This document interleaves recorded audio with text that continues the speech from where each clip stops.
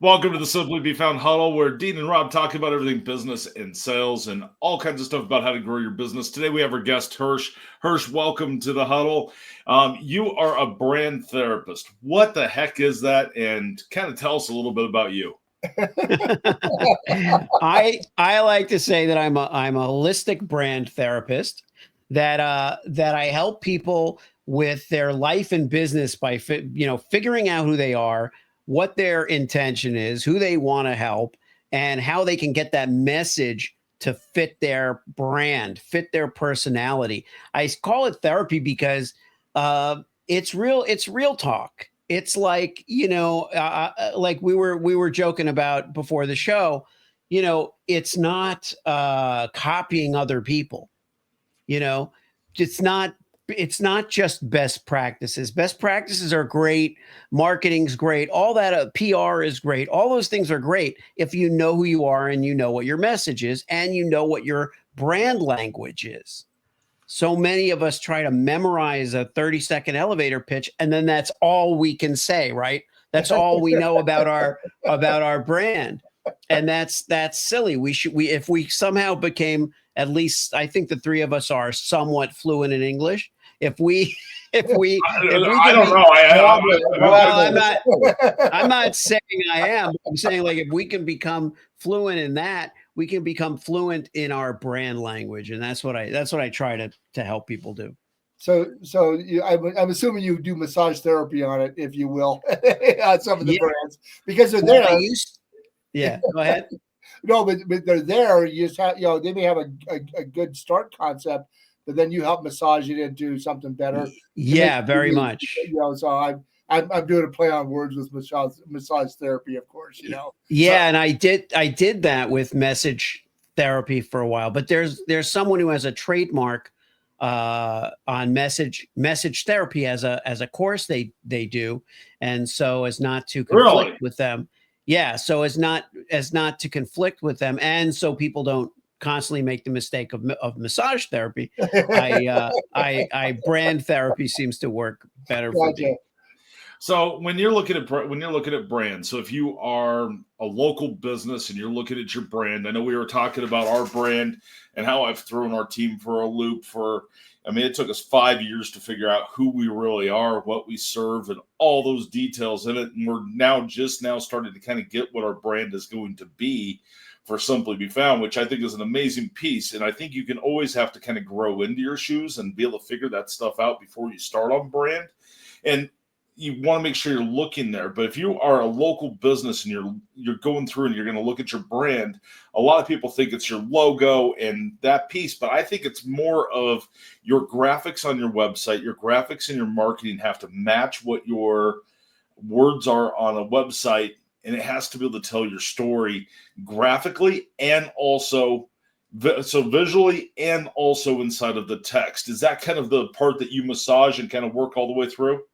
Yeah, my attitude, Rob, is that it's not like words and music. When people combine words and music into a song, they could start with the words or they could start with the music, and one will lead to the other, and the feeling will be.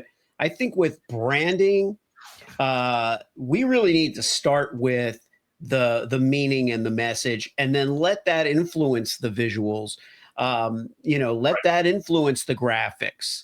Because graphics and visuals are an interpretation of the words. They're not just an augmentation of it. And so, yes, so you got to do that work. Do that work on what is the message, and not only what is the message, but and I'm a big advocate for having an incomparable brand. And people go, "Oh, how can it be incomparable?" I'm like, well, yeah, it can be, because you are not a copy of something else. You are an individual. Now, you may not recognize all the things about yourself or your brand or company that are unique. You may need some help with that. But once you recognize those unique pieces, you can build an incomparable brand really easily. So what I ended up doing this morning is I ended up taking it, Hersh, and I ended up creating an entire, and I didn't even look to see that you were even on today. So it's kind of interesting how the universe stacks all that up for a brand. But I wrote an entire program this morning using ChatGPT instead of I engineered a whole AI command prompt and GPT in the background, where I'm able to take the text from came up for what that story is going to be able to tell the story inside of the brand. And then it knows exactly what I was thinking for how the style would look. So then that'll go over to the graphic designer for them to have an idea of what's inside of my brain. Cause that's always the hard part, is you can come up with that whole entire, screenplay. It looks one way inside of your brain, but getting it out into the actual marketplace is a whole different piece. So I created this to be able to do it, which it's generating great graphics and right where I'm going down inside of that whole realm.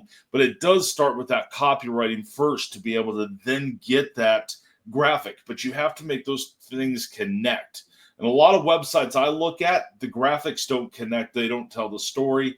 And it's like they can conflict each other. It's a bunch of stock photos, that type of thing. Right. But I disagree with you a little bit, Rob, on that one. I mean, yeah, you did the copy, but in our minds, we have a vision. I'm assuming that's how you are a little bit, Hersh, is that I have a vision of where I want to be, and we can create these ideas, but the copy is part of it. But it's hard to visualize and to share with people your vision. How do you pull that out of people? Because that's my biggest thing is I know what I want, but I don't know how to describe it to you. And I know that Rob's done that with the copy to help bring it forward. I said that's close, but not there what I'm thinking. Is it a lot of iterations on that? Or yeah, I totally agree with that, Dean, because I can sympathize with what Rob was going through in that scenario. I used to do stand-up comedy, and I think I inherited from my dad an ear for language and dialects and stuff. But I used to think it was just about hearing an accent and doing an accent or mimicking something. What I realized was when I would do impressions and stuff, I would never do the lines that the actors did. I would always make up new scenarios. And that's what I do with clients. I listen to them talk about themselves and talk about their mission. And then I look at who their audience is, and I just translate what they're trying to say to that audience into the words and language and vocabulary that audience wants to hear. So essentially, I'm building a bridge between the client and their audience.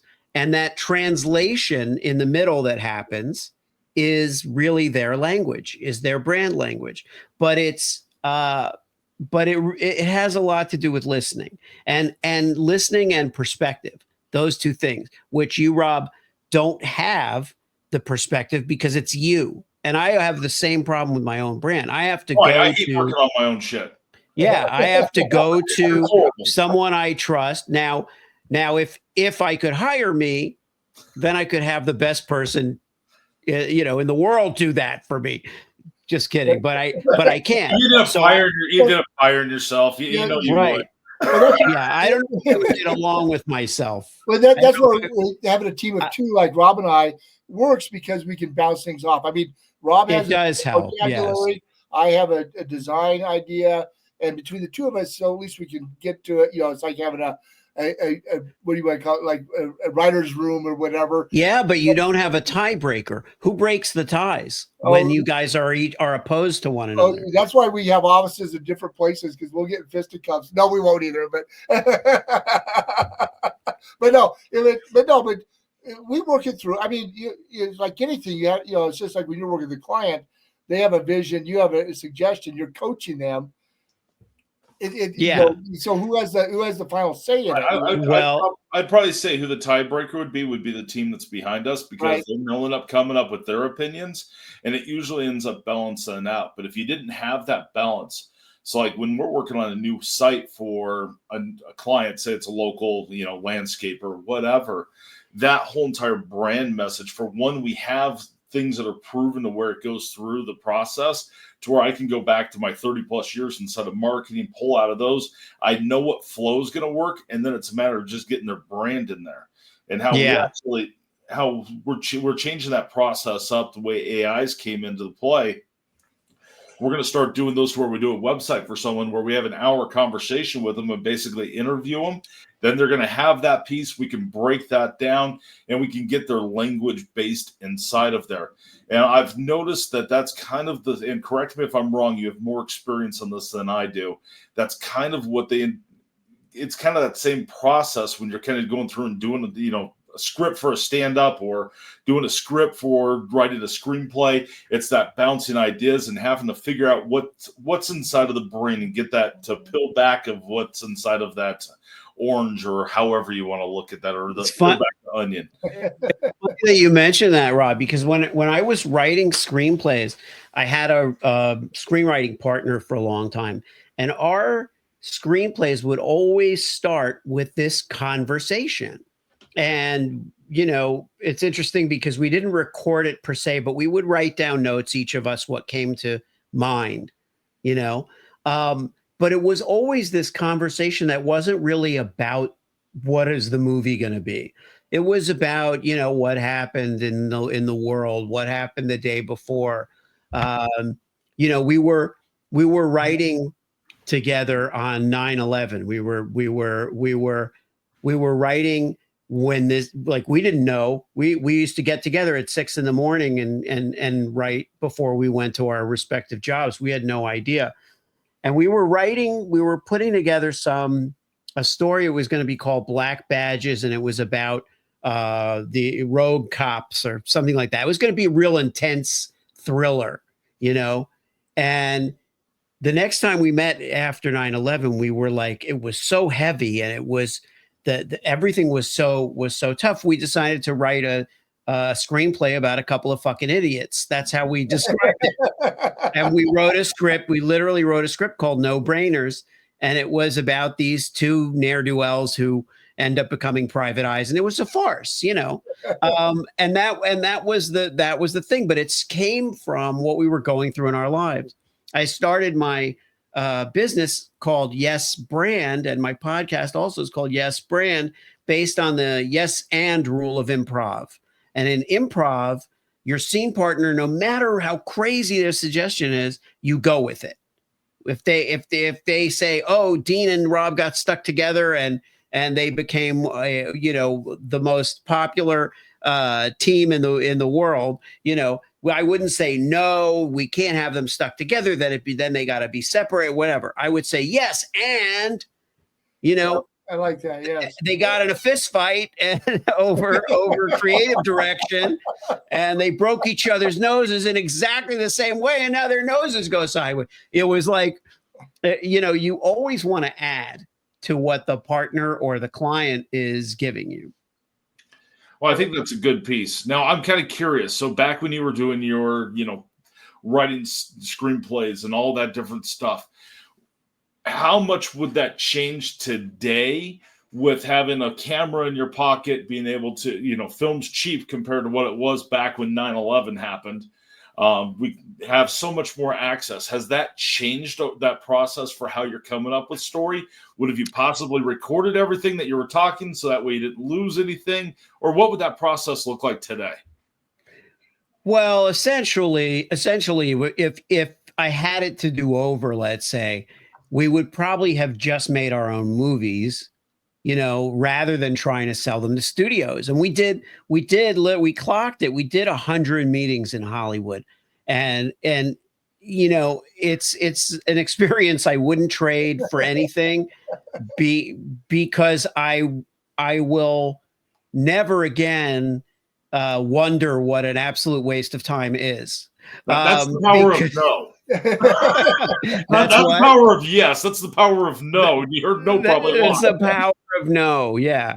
We got to a point where we were pitching, we did both where people had read our scripts and wanted to talk, and where people had read our script and wanted to take a pitch, and we would go in, and invariably people would end up at some time saying to us, "Well, pitches are hard, pitches are hard."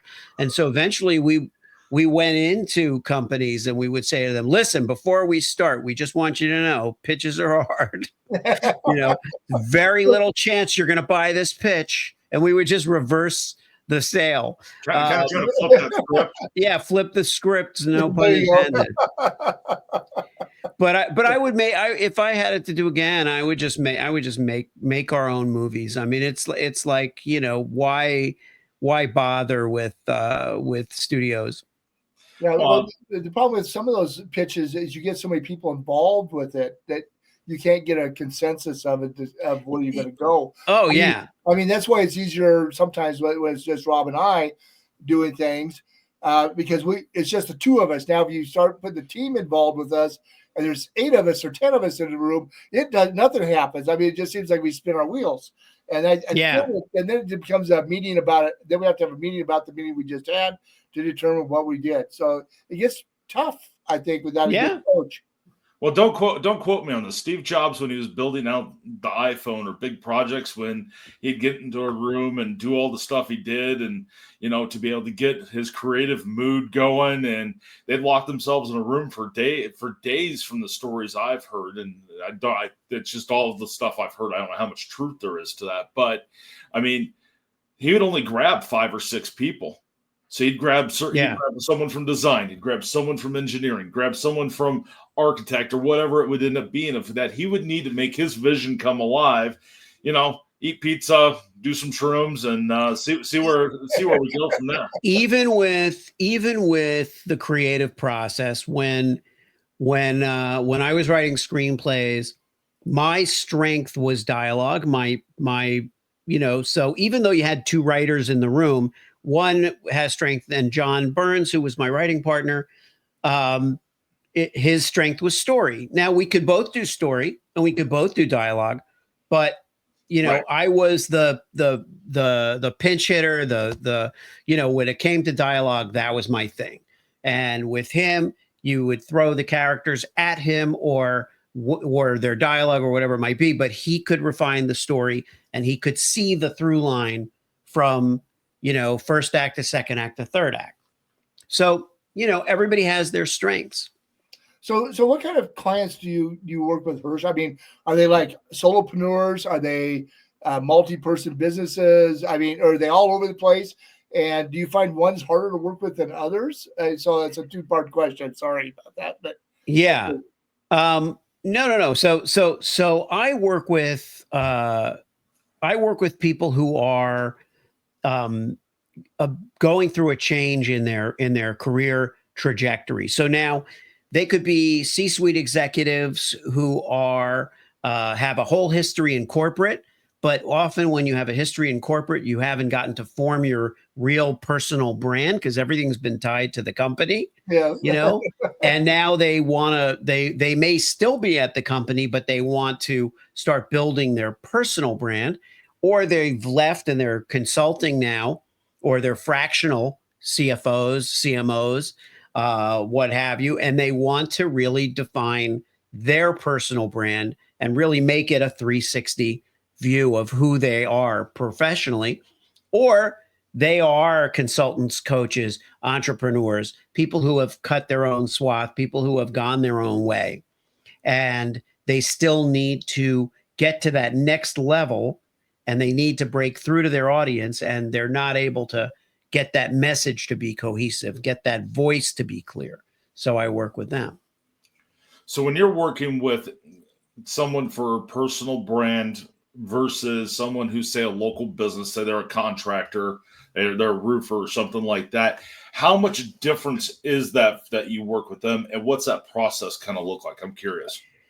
Yeah, the difference is that when the emphasis is on the business or the service, let's say roofing, for example, I wouldn't be very likely to work with a roofer because that is, and I've done that. I've done consumer branding, but that would be about the service. Whereas if I'm working with a psychologist or with someone who has a new take on neurosurgery, a thought leader, would be the popular term for it. Someone whose take on something is unique and part of what their appeal and what their sell is. They're often B2B. They're often uh,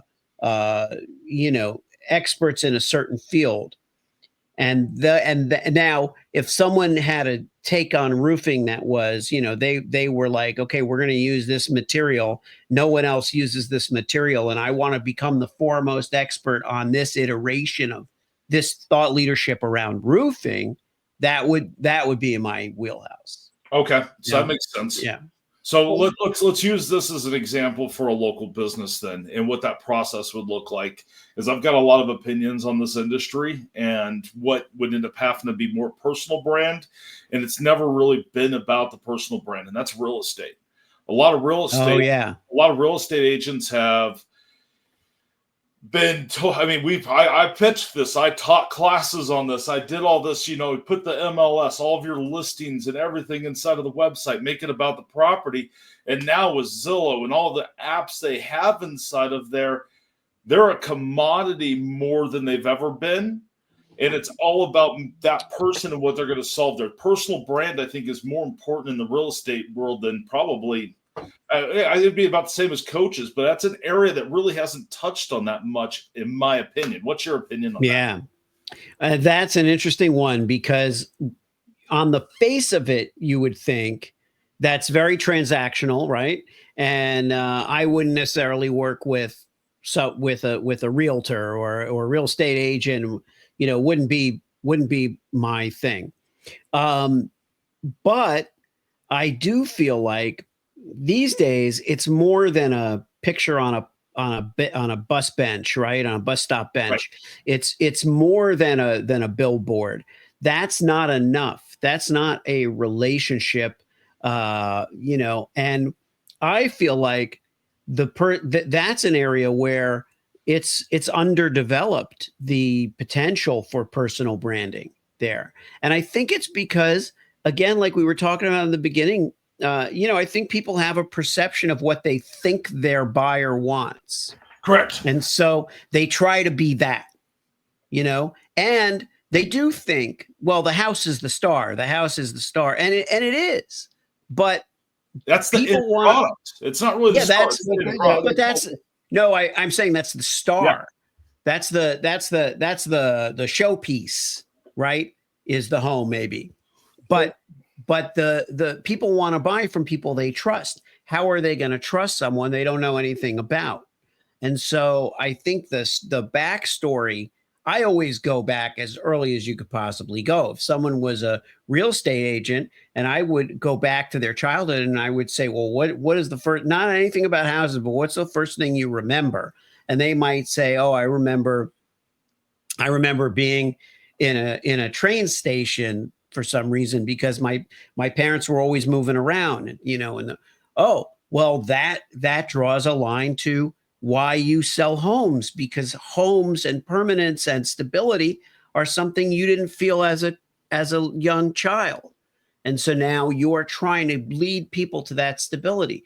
Well, there all of a sudden now that's a story, So what's the platform you like to tell the story on, Hersh? I mean, is it all the social media stuff?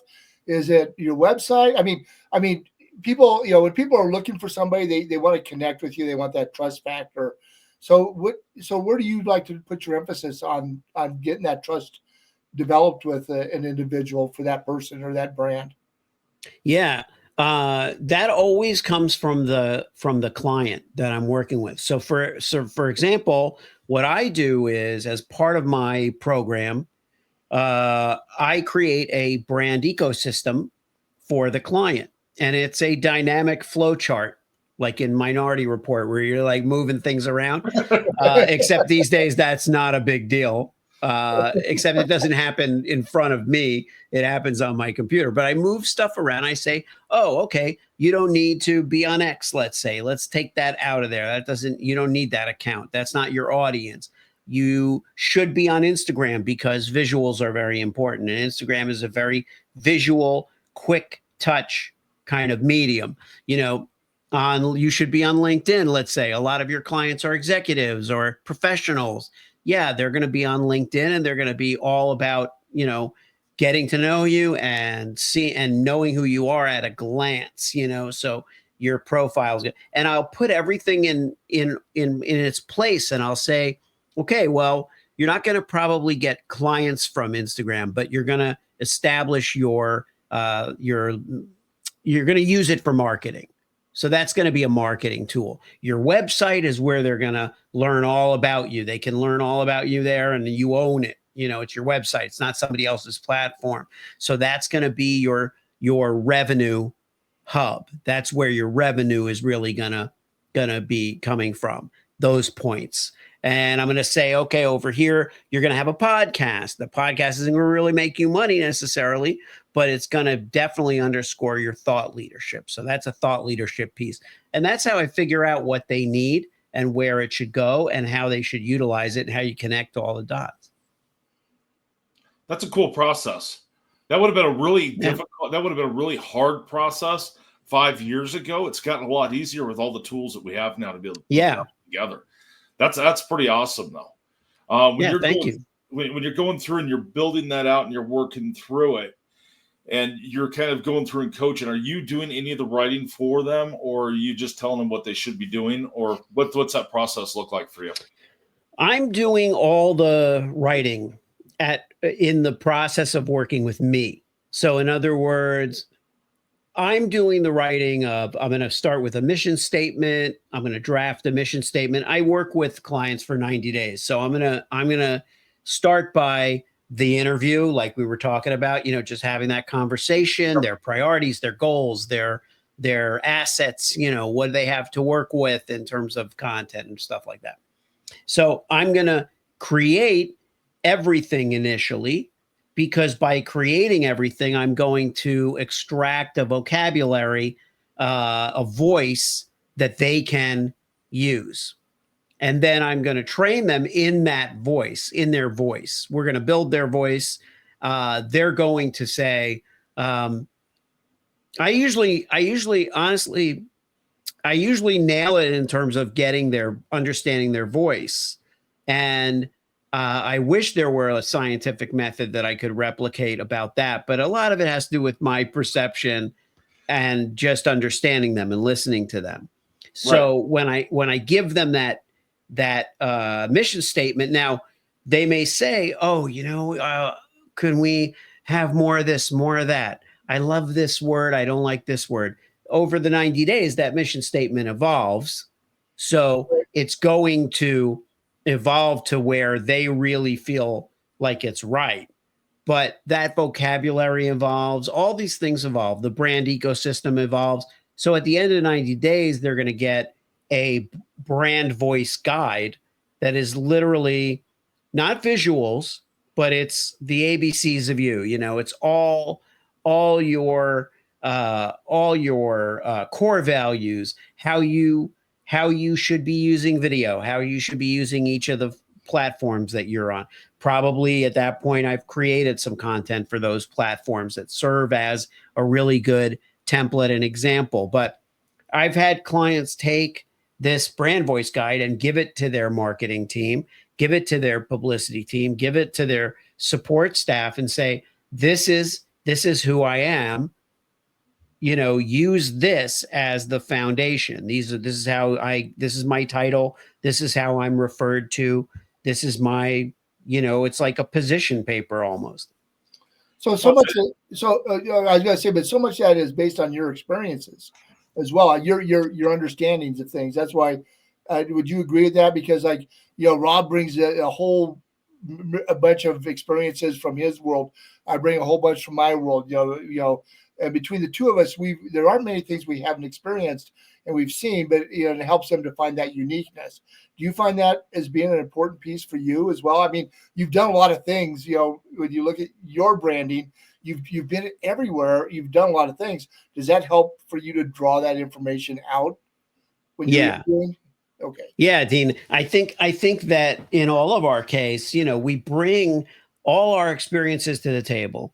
The client brings their story, their experience, their goals. So the voice is 100% them, but the experience that I have and what I went through with my own identity kind of crisis, am I a comedian? Am I a screenwriter? Am I a publicist? It's like you walk into a party and somebody says, "What do you do?" And you feel like saying, "What do you need?"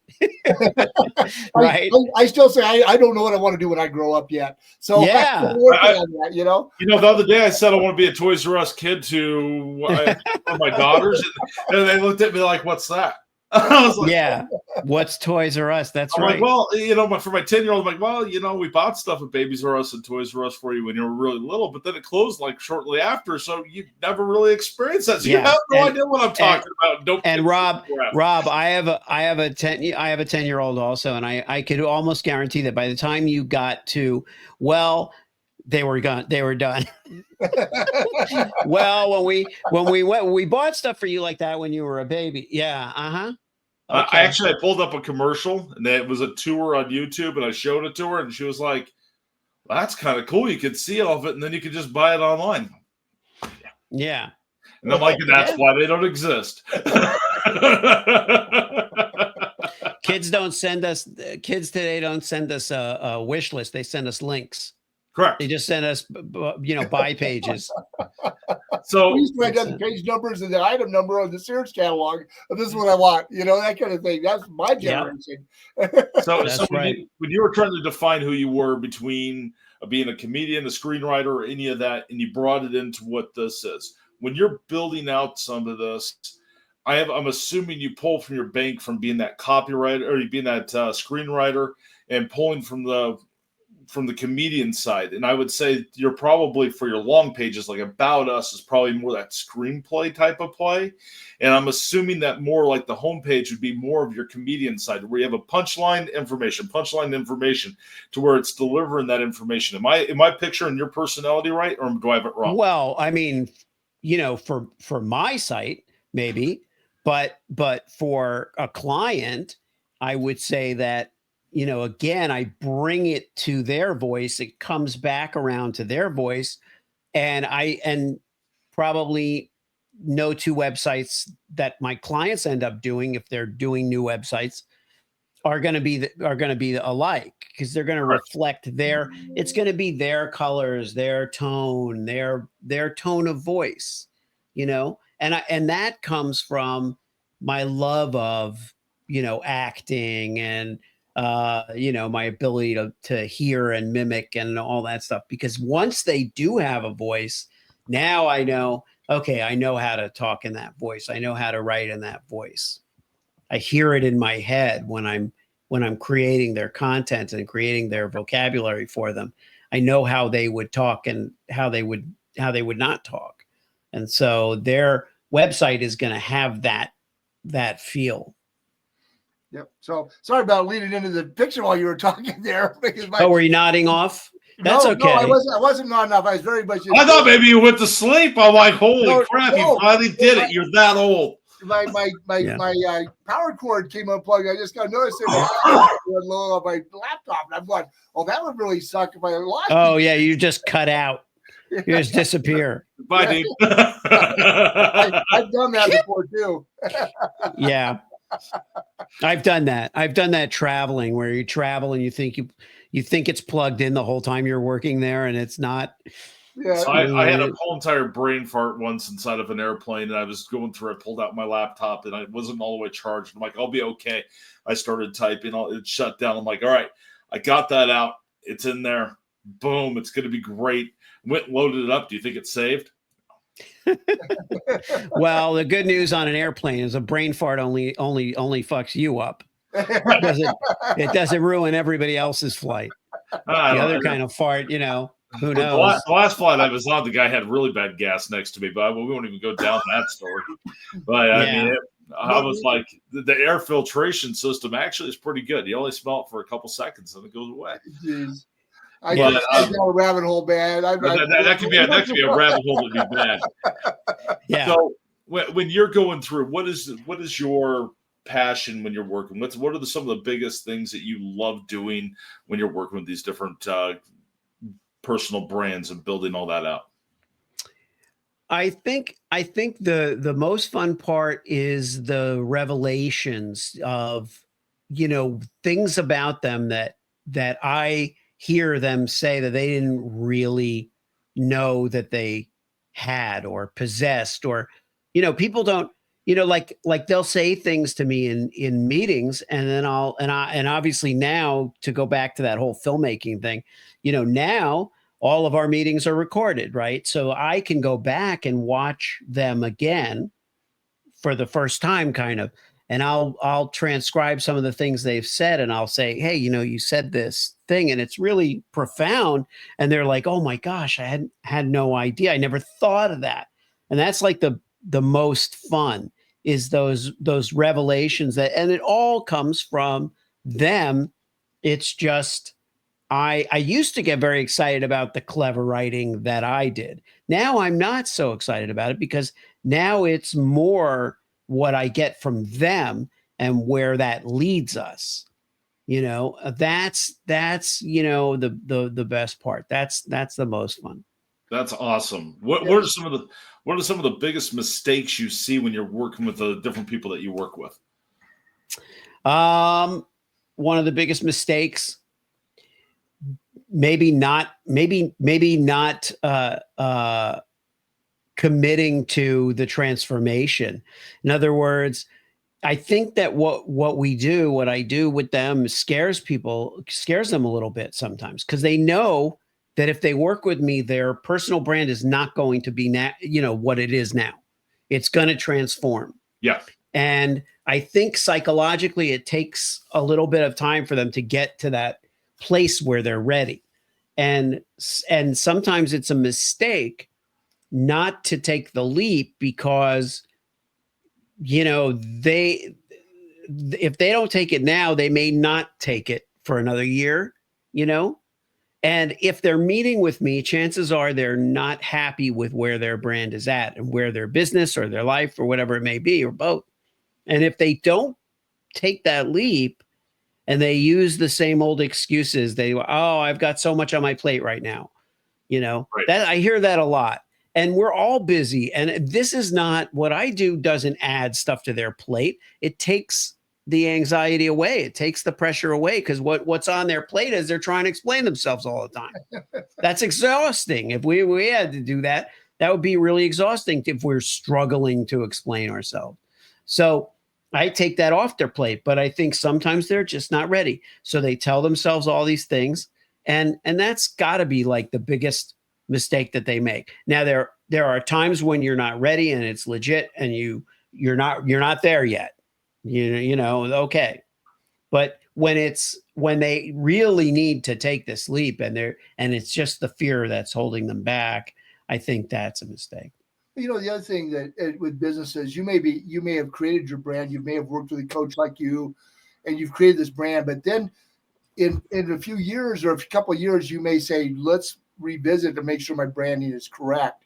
Do you do that kind of work as well? I mean, because there's times when you say, I think I'm spot on, and you may not be. So it's good to have that coaching piece. Even if you're the greatest basketball player in the world, you still have to have a coach or somebody who looks in to help you realize where your brand is at and where you're going. I think that's a piece for you as well, isn't it? Yeah, excellent point, Dean.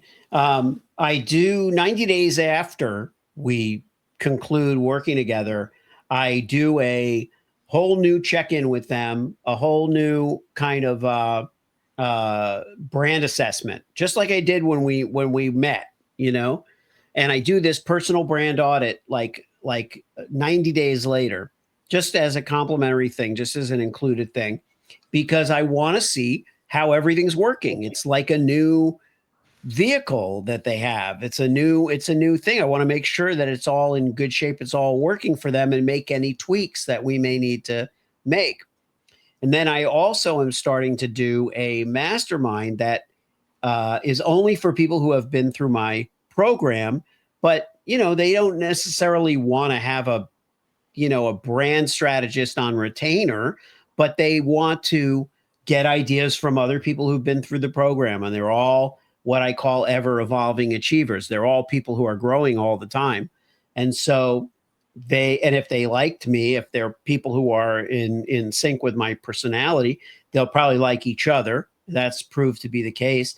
So they meet, let's say once or twice a month, and just see how they're doing, check in with each one, because to your point, Dean, they're going to change. It's going to evolve. And whether it's a year from now or two or whenever, they're going to have a new goal, a new message, a new point of view that is not who they were a year ago.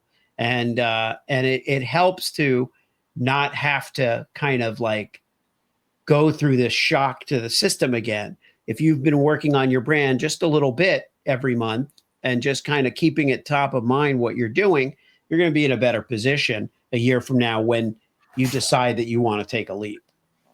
Well, I think that ends up fitting into the whole piece that we have to do inside of our area. So, and you fit into the tree majorly inside of there, Hersh. So if you've ever listened to any of our podcasts, we talk about the tree environment where you have the listings, all your root structure. I'd actually count what you're doing and the stuff that you're building up being part of that root structure to where they know who they are. And then it kind of works its way up. We count that as the listings and goes up into the website, goes out to all the branches. But that brand message that you're doing really fits inside of there. And we do the same thing for check-ins and profile reviews. We can't see if things are working. And I'm assuming what you're looking for when you're looking for results is, I'm assuming you're saying, is your message clear? Are you getting more sales? Are you getting, these things just like what we do? Because we can't see that. We don't know if it's working for you. And right. You have to want to come back, because we might be completely off base and we might have to make some tweaks to get you back on track, because there might be something you didn't tell us, didn't put in. There's all kinds of things. So when you look at that from a data science perspective, there's always something that can be added. And there's sometimes the smallest little things can make a huge difference to growing your tree or growing your brand, or however you want to look at it. Do you agree on that? Yes, I do. I totally agree, Rob. I love the roots idea. I definitely feel like I probably use the word foundational quite often in what I do, because I feel like it is putting down roots in a way. And I also had done, I really resonate with your tree, because several years ago, I had as a demonstration for a big corporation, I had shown how their core values influence the culture within the company. And then it's almost like the sound waves, the kind of circles that go, the sonic, waves that come out, where by the time that message reaches the outside world, it's come from this really, really firm and powerful core. Because what I realized was a lot of companies, their employees don't feel like it's even the same company. They don't get it. They see the company's advertising and they're like, I wish I worked there because it looks like a great idea. And I'm like, well, you have to start translating that message at the grassroots level within your company. And it should really be real before it ever even gets out into the world. And in your case, Rob, before it ever grows into the, fruit on the tree. Well, when you're thinking about that, I mean, normally, everything falls from the top all the way down. So the tree's kind of different going from the bottom up, which is kind of that opposite piece. But I guess when you were kind of saying that, Hersh, I was thinking about this, and this is a question for Dean. I'm gonna go back to your Arbus days of all your stuff in there. Is the canopy of the tree bigger, or is the root base bigger on most trees? It does. It depends. Good answer. But I mean, if you're in an open space, if you're in a forest, you have only so much space, and that's what you kind of say the competition. But if you're kind of like what you're looking for, Hersh, you're looking for somebody that's never is you're in the forefront of everything. Your root system and your canopy get huge because there's no competition. There's nobody to squeeze you in. So I'm going to say, so that's why I'm saying it depends a little bit on that.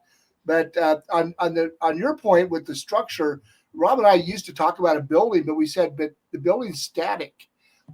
The world out there is not. It's living. It's changing. It's dynamic, and that's why we kind of shifted from building with a foundation to the root system is kind of where we went with our thought, because of the fast changes of marketing and the way information's sent out there is so dynamic, is changing. So you have to prune your tree back. You have to change, whatever, add different fertilizers to your root system, whatever, in the analogy, anecdotally, we can do those things, but that's why we kind of went a little different from the foundation concept.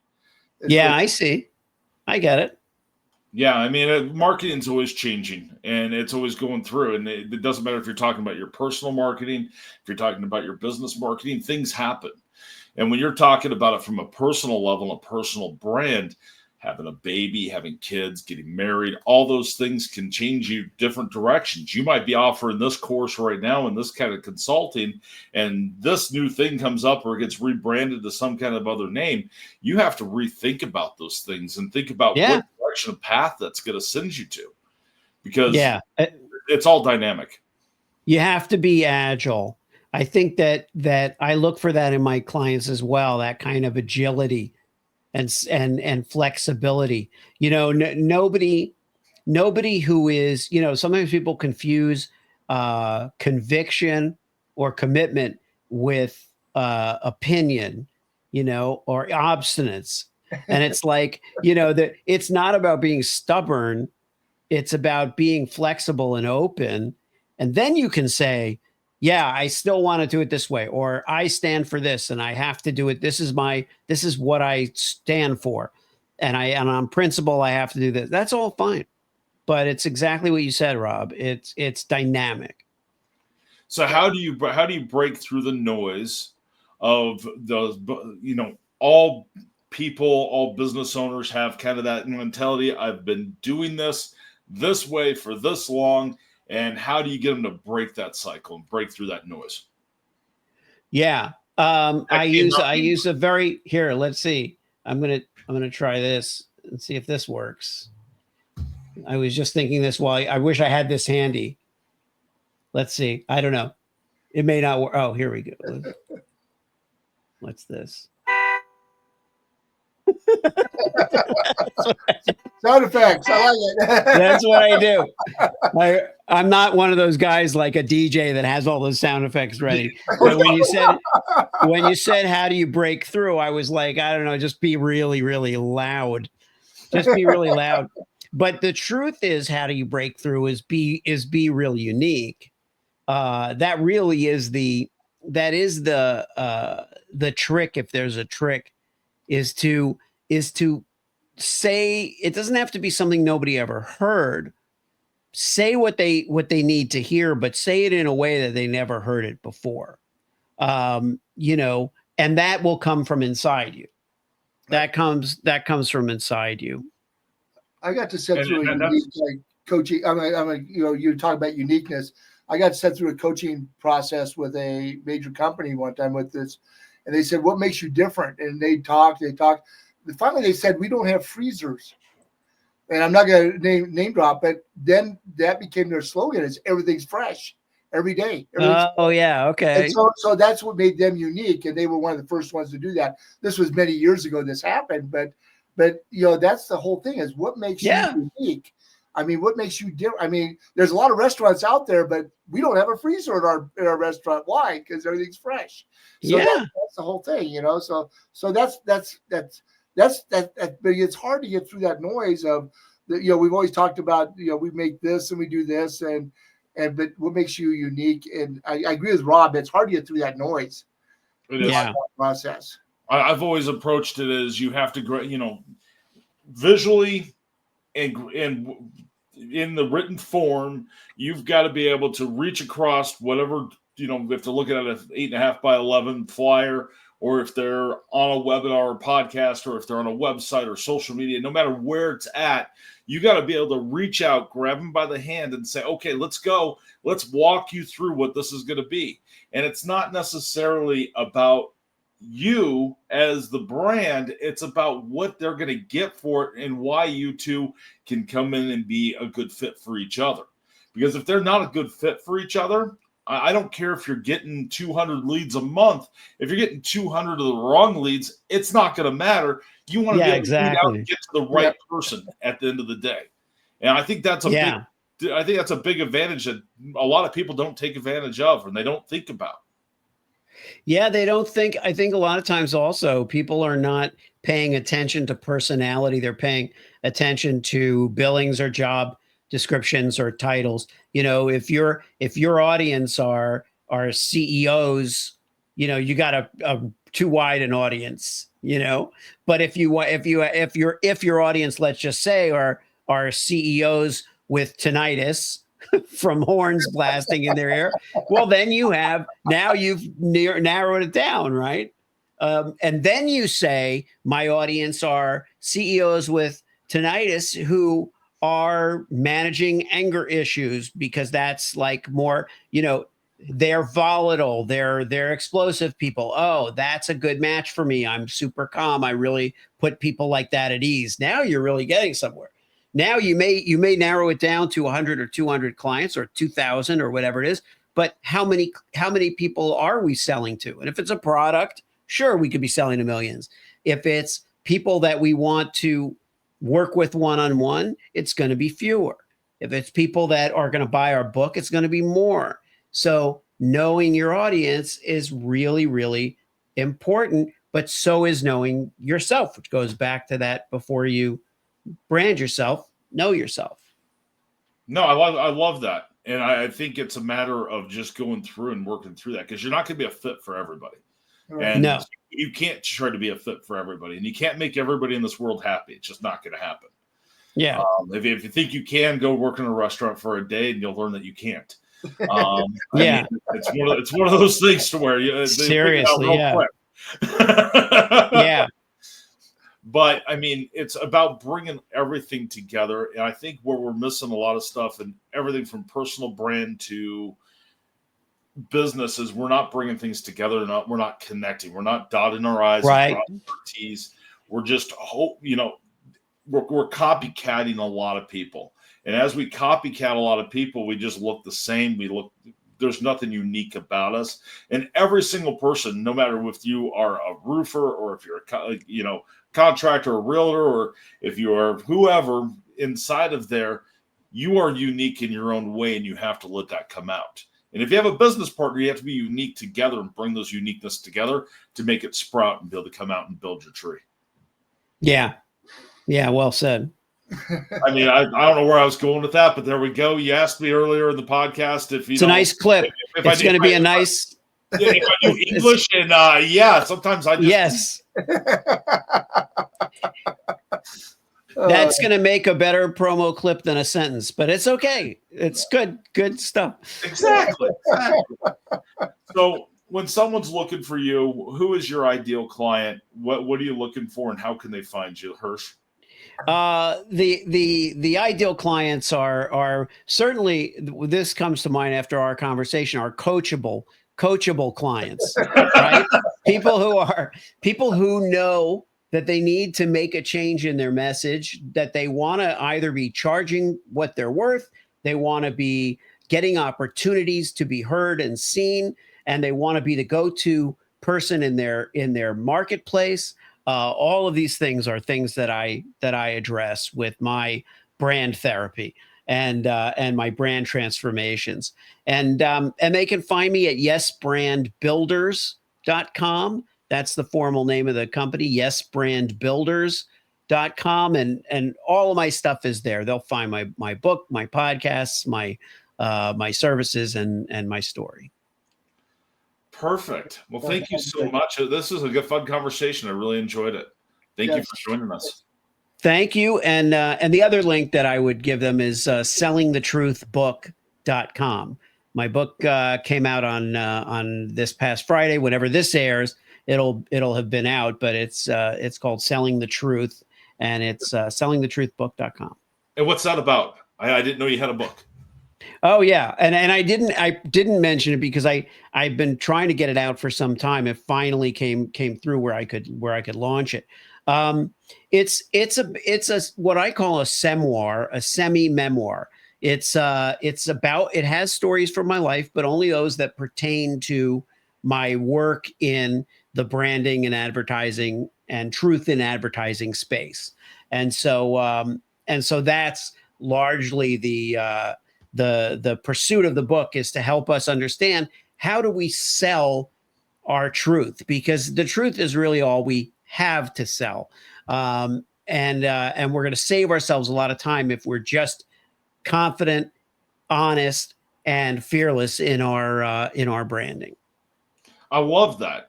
Do you have that on Audible, or have you done an Audible version yet? I have not done an Audible version yet, but I will. I will very soon do an audiobook version. I look forward to that. I listen to books all the time, so Yeah, I'll be on the lookout. If you think about it, send us an email when you get that out. I'd love to. I will. Thank you, guys. I really appreciate this. It's been fantastic. So much. It's been fantastic.